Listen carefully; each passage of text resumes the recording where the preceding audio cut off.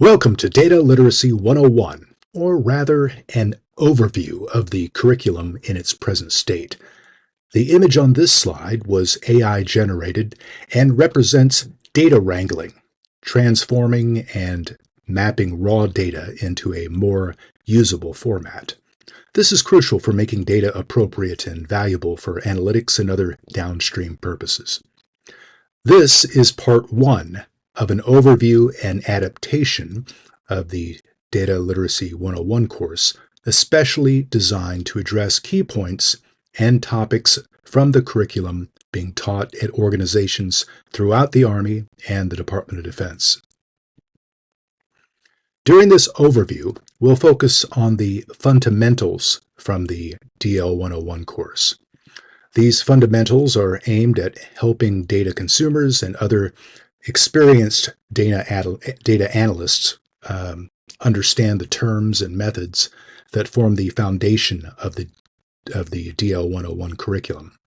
The goal is to help field grade leaders, planners, and commanders understand and adopt the approaches that currently assist one with reading, working with, analyzing, and communicating data to support decision making. Data literacy is the ability to read, work with, analyze, and communicate data.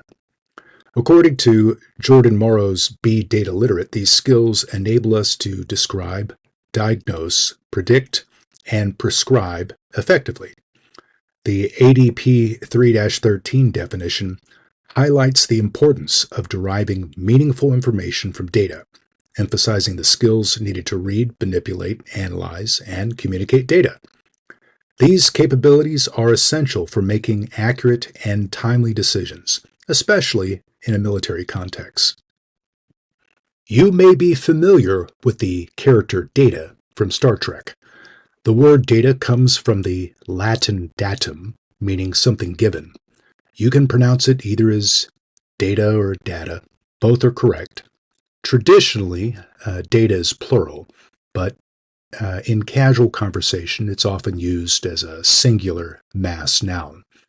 So while Commander Data here might insist on plural usage, formal writing should prefer treating data as plural. Following this overview of data literacy, you may aspire to obtain the understanding and ability to manipulate and analyze data with the skill and precision of our favorite android. In the interim, let's focus on the basics. What comes to mind when you think about data? You can think of data as a collection of raw facts and figures, like the colorful blocks you see here. On their own, these blocks don't convey much meaning. However, when properly analyzed and interpreted, these raw data blocks transform into information, helping us understand the world and make informed decisions. Data undergoes rigorous interpretation and dissemination to advance knowledge and inform decision-making. Just like building a structure with blocks, turning data into information requires careful assembly and interpretation.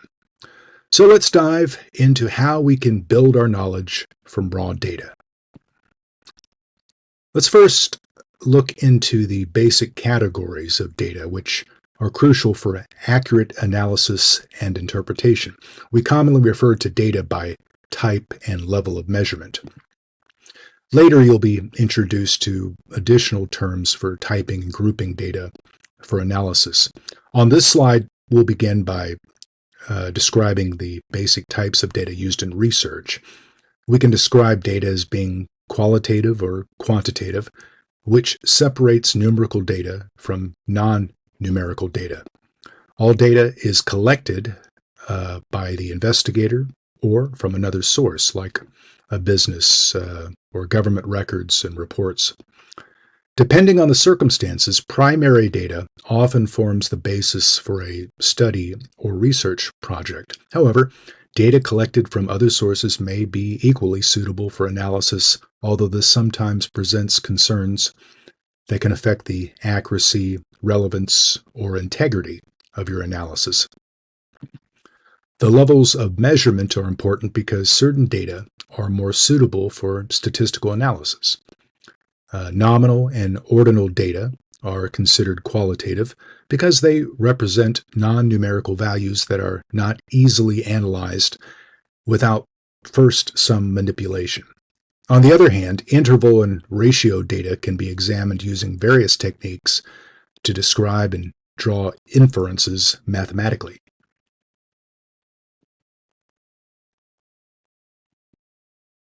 This diagram helps illustrate different types of data. Once again, we'll also talk about the other ways data are organized to support analysis. Just keep in mind that data can be described or categorized in multiple ways, depending on the purpose for which it has been collected. This slide provides an overview of the analytics used in Data Literacy 101, descriptive, diagnostic, predictive, and prescriptive, and how these methods can be applied based on the measurement level of your data. The key takeaway here is that different types of data require different statistical tools and methods to further analyze. You may or may not be familiar with the statistical methods presented here, but what does matter is that you understand that finding the right tool to analyze data can be just as important as finding the right wrench or screwdriver needed for fixing things around the house or apartment or maybe your car or something like that.